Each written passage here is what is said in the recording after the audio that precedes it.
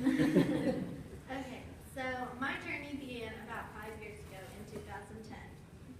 I'd been going to many doctor's appointments near the end of my 6th grade year, and my parents kept saying that something was wrong with me, that I wasn't acting like myself, but my doctor kept insisting it's all 12-year-old girl hormones, nothing's wrong, she's perfectly fine. But I had symptoms that my parents were worried about and thought weren't fine. I was confused a lot, fatigue took over my body, my memory was terrible. I would often forget that I'd eaten and then just eat again, and so during that time I also gained a lot of weight, and I had a terrible tremor and was off balance a lot, and I had double and blurred vision, and at one point even lost vision in my right eye.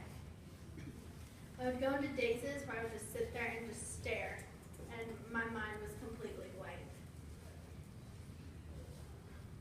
But since my pediatrician said that nothing was wrong, we just went on with our lives as normal. Near the beginning of the summer, I was playing in a golf tournament. It took me forever to get the ball onto the tee because my hand would shake so bad that I couldn't hold the ball still to set it on the tee. But, that was just hormones, so it was fine. Well, it wasn't until one of the last holes I collapsed on the ground. And so my mom rushed me to my pediatrician, was like, listen, she's not okay, something is wrong. She told him all that had happened at the golf tournament and explained to him that she thought I'd been acting like an Alzheimer's patient with the confusion and the memory loss and stuff like that. So my doctor finally started to listen when she said this. He decided to send me to UK Children's Hospital. And once we were there, I was seen by 5 different doctor services, several doctors within each service.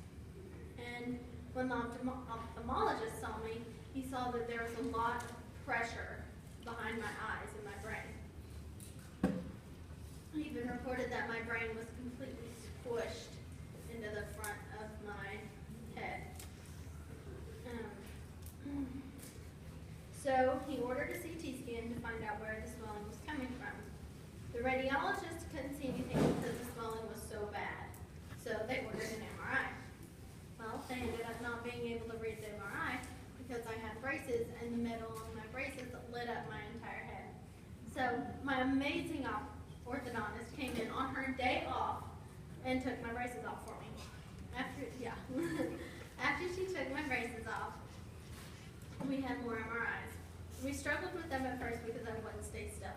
First, it was because I was listening to music, and I'm a musical person, so I would either tap my foot to the beat or tap my hand to the beat. And then it was because I just didn't understand that you can't move any part of your body because all of it affects your brain. And so, we were just laying there at one point, and I just remember I just lifted my leg up, and the doctor said, Hannah, you can't move. I'm like, oh, sorry. And so once I finally got that through my head and we got a good read on the MRI, it was about 11 o'clock that night. So I sat back up to my room, and every hour, about 8 or 10 doctors would come in. It was the main doctor and then all of the residents, because I was there at the beginning of June or July, and that was like the time that all the residents came. So I just remember when the ophthalmologist came in, all these residents, I think there were like 8 of them, just lined up to look at my eyes, and I just sit there like this. They just came around and looked at my eyes, and it took like 15 minutes just to look at my eyes. But so my mom kept asking what's going on, what's wrong, why are all these people coming in? And all the nurses kept saying was, well, we'll discuss it in the morning. It can't be talked about right now. Finally, at 4:30 that morning, my mom demanded the doctors to tell her what was going on. The neurosurgeon that was in my room at the time finally told us what the nurses kept saying would be discussed in the morning. He calmly told my mother she has a brain lesion. My mom, worried of course, asked, is it cancerous? His reply, yes. I chimed in at this point and simply asked him, so, what are you going to do to fix it? At this point, he was very surprised at my reaction, and he just explained to me how the procedure would go. 3 days later, I had my first surgery. It was an ETV, an endoscopic third ventriculoscopy. The point of this procedure was to drain all of the water from my brain that had been built up that had caused my brain to be squished in the front of my head, which is what had been causing the headaches and the sight problems. After the surgery, I went home and was fine for about 3 weeks. Then the symptoms started coming back. We called my neurosurgeons and he told us to come back in for another scan. The scan showed that the swelling was back and that the operation had failed. So they decided I was going to have a shunt placement. A shunt is a plastic tube that runs from the brain to the abdomen that just drains the extra water out of your head that isn't supposed to be there. After the shunt was put in, I was fine. For the next 3 years, that is. In 2013, we were told by my neurosurgeon, not the one that did the surgery, for he left the university, but I got a new one, that my tumor was fine and we had nothing to worry about. A few months later, we saw my ophthalmologist who came in saying, "So I see that the tumor is grown." This took us by complete surprise. We had no idea that the tumor had been growing.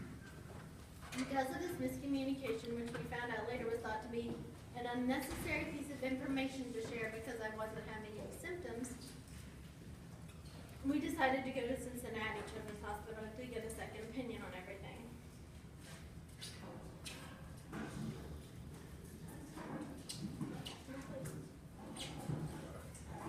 Okay. After looking at all my scans from UK, the doctors told me that they thought I should get radiation. We were worried to have it done in UK because of all the recent problems we've been having with my doctors. Until we were told that the doctor who trained everyone in Cincinnati had moved to UK. This was a huge blessing. It gave us a complete piece about having my radiation done back home. Hearing all of the doctors say, and Cincy say how highly they thought of him, was so reassuring for us. That summer of 2013, I had 30 radiation treatments. The only effect it had on me was that it fatigued me and it thinned out a strip of hair on the back of my head. So I finished up radiation at the end of July, but my doctors didn't see any shrinkage of the tumor until a few months later. Eventually, the tumor stopped shrinking but became stable. We were just as happy to hear that news because stable does not mean growing, and that's what's important to us. So, everything was fine and going great once again until this summer. This past summer, I was going to have the privilege of taking a leadership trip to China. But on the way there, the plane had to divert in Canada because of a medical emergency. As you probably guessed, that medical emergency was me. My brother had been telling everyone there's something wrong with her, something's going on, she's not okay, like something is wrong. When finally he got someone to listen to him, one of the doctors, there was a doctor on the plane that said, yeah, she needs to go to the hospital. So they diverted the plane, and me, my brother, and one of my freshman math teachers that was supposed to go on the trip with us all went to Alberta Children's Hospital. As soon as we got to the hospital, I had emergency surgery to put in an external shunt because the one I had previously had failed. My parents were able to get emergency passports, praise the Lord, and meet us there the next day. I was in the ICU for the following 3 days, and then I was stable enough for the doctors to put in a new internal shunt. 2 days later, the doctors determined that I was stable enough to travel. We were home literally 24 hours until we had to run to the UK emergency room because my parents could tell that my shunt was not working once again. That night, the doctors put in a temporary external shunt to relieve enough pressure to stabilize me until the morning. That morning, I had another external shunt placed, which stayed in for the next 3 weeks until the doctors could determine why my shunts had failed so many times.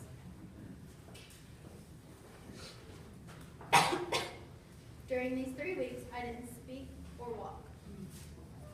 At the end of those 3 weeks, I had another internal shunt placed. I was at the hospital for another week and then was sent to Cardinal Hill Rehabilitation Hospital. I spent the next almost 3 months there learning how to do basically everything. How to walk, how to talk, how to brush my hair, how to feed myself, how to brush my teeth. After 2.5 months at Cardinal Hill, I was sent home. Since then, I've been regaining strength and getting back into my normal schedule. Last semester, I went to school for half a day, but only took 2 classes, and came home and usually took a nap. Now, I'm going to school for a full day, coming home, and not really taking any naps, mainly because I just have that much homework.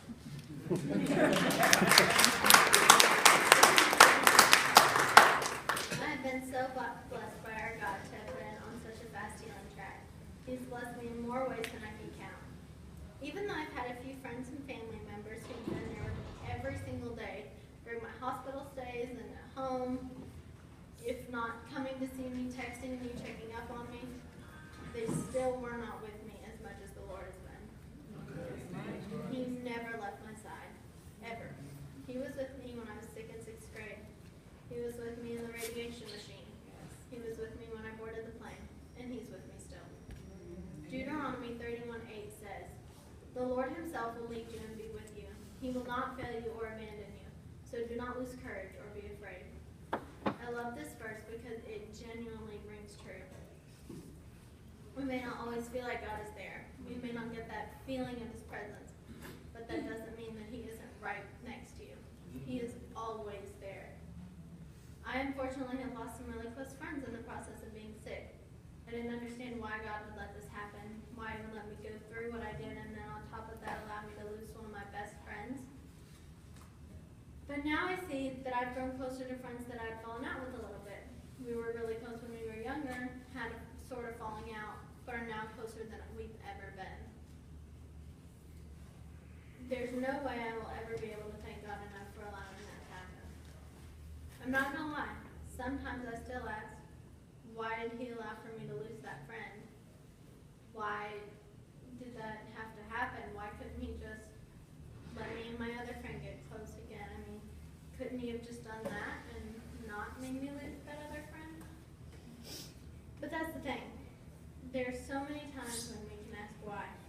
He allowed this to happen because he knew it would be best for me in the end. We can ask why for almost anything. Why, God, did you let this happen? Why do bad things happen to good people? Why did my parents split up? Why did I lose my job? Why do they think I'm weird? Why did I get cancer? But you know what? Just because we ask doesn't mean that God has to give an answer. That's right. God isn't required to tell us anything, but what we're required to do is to trust him. Trust God with all we have, because no matter how hard the situation seems, he has a plan for it. My favorite verse, which I've also taken on as my life verse, is Jeremiah 29:11. For I know the plans I have for you, declares the Lord, plans to prosper you and not to harm you, plans to give you a hope and a future. He has everything under control. No matter how crazy your life gets or how bad you think you have it, I promise that God has a plan for it. It may not be what you want at all, but it is what's best for his kingdom. And isn't that what we should want anyway? Yes. Right. I could have given up over these past few years. I could have given up this summer, but I didn't. I chose not to. Why? Because I know that my God, our God, has a plan for all of this. He isn't done with me, and he's not done with you. You have a story that is being written by the creator of the universe. Every single one of you has a purpose. That's amazing. The God of everything has a plan for you. If that doesn't excite you, I don't know what will. If you take away anything from me today, I don't want it to be a new vocabulary of big medical words, or that I'm some 16-year-old who's been through more of her share of hardships than she needs to be. I want you to know that God is not done with you. I want you to know that he has a plan for your life. And most of all, I want you to know that he loves you. No matter how much longer we have on this earth, God can still use us in miraculous ways that can change the world. Friends, he's not done with you. He has a plan for your life. And most importantly, out of any of this, I'll say again, He loves you. He loves you and He has a plan for you. As I close, I want to challenge you. Next time something bad happens in your life, I don't want you to think, why God did you let this happen to me? I want you to think, what